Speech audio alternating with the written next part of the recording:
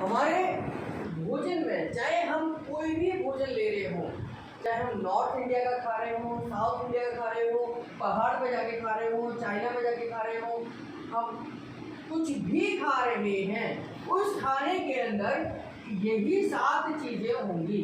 किसी खाने में कोई चीज़ ज़्यादा होगी, कोई चीज़ तो कोई चीज़ कम होगी। जैसे अगर हम नॉनवेज खा रहे हैं तो उसके अंदर क्या होगा, प्रोटीन और फैट ज़्यादा होगी, कार्बोहाइड्रेट कम होगी। अगर मैं रोटी ज़्यादा खा रहा हूँ तो उसके अंदर कार्बोहाइड्रेट ज़्यादा होगी, फैट और प्रोटीन कम होगी।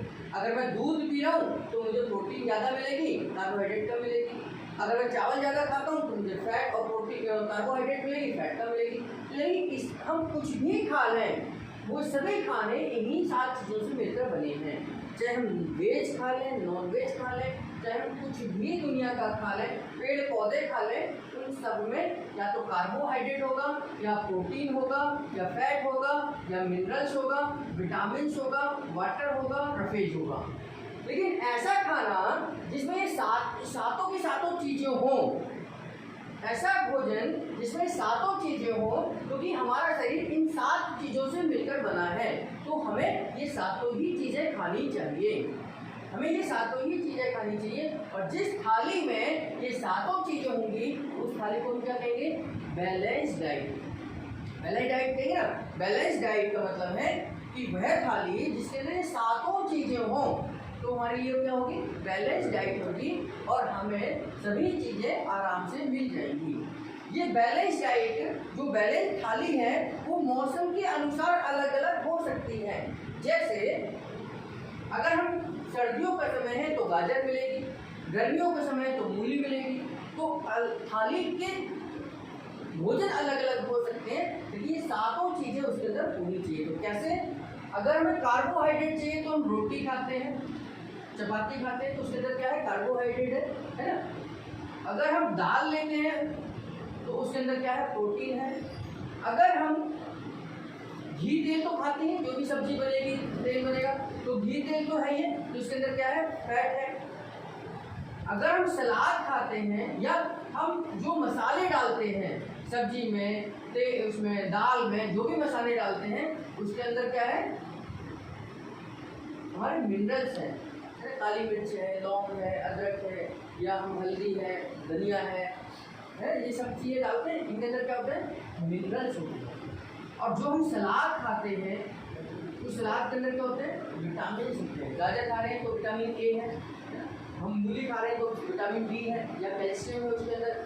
अगर हम स्प्राउट्स खा रहे हैं, या कुछ और टमाटर खा रहे हैं तो पोटेशियम है। तो हम क्या, अगर हम सलाद खा रहे हैं तो विटामिन खा रहे हैं। पानी हमारे भोजन में होगा ही होगा, वो लिक्विड होगा। रफेज यानी कि अगर हम छिलके वाली दाल या छिलके वाली सब्जी खा रहे हैं, या छिलके वाला गेहूं का इस्तेमाल कर रहे हैं जिसमें रफेज होता है, तो उसमें हमें रफेज मिल जाएगा। यानी कि हम छिलके का इस्तेमाल किसी भी तौर पर कर रहे हैं, चाहे वो सब्जी के तौर पर हो, चाहे वो दाल के तौर पर हो, चाहे वो आटे के रूप में हो, चोकर, तो हमें रफेज मिल जाएगा। तो यानी कि रोटी, दाल, चावल, सब्जी, सलाद, ये अगर हम ये खा रहे हैं, और अगर हमारे खाने में ये 7 चीज़ें हैं, तो हम क्या कर रहे हैं, बैलेंस डाइट ले रहे हैं। बैलेंस डाइट में ये बदल कर हो सकता है कि आप मूंग वाली दाल खा रहे हैं तो कोई और एमिनो एसिड होगा, आप अरहर की खा रहे हैं तो कोई और होगा, अगर हम कुछ और दाल खा रहे हैं तो हम राजमा खा रहे हैं तो कुछ और होगा। तो होगा तो प्रोटीन होगा, लेकिन अलग अलग प्रकार का। अगर हम फैट है, हम घी खा रहे हैं, हम डालडा खा रहे हैं, हम सोयाबीन का ऑयल खा रहे हैं, हम तिल का ले रहे हैं, ये सब अलग अलग ऑयल हैं, लेकिन है तो फैट ही ना। तो ऐसे मिनरल्स हैं। हम सलाद मौसम के अनुसार बदल कर खाते हैं, लेकिन हर उसमें मिनरल्स हमें मिले। किसी में पोटेशियम ज़्यादा हो, किसी में कैल्शियम ज़्यादा हो, किसी में आयरन ज़्यादा हो, किसी में कॉपर ज़्यादा हो, किसी में जिंक ज़्यादा होगा, तो मिनरल्स मिलेंगे।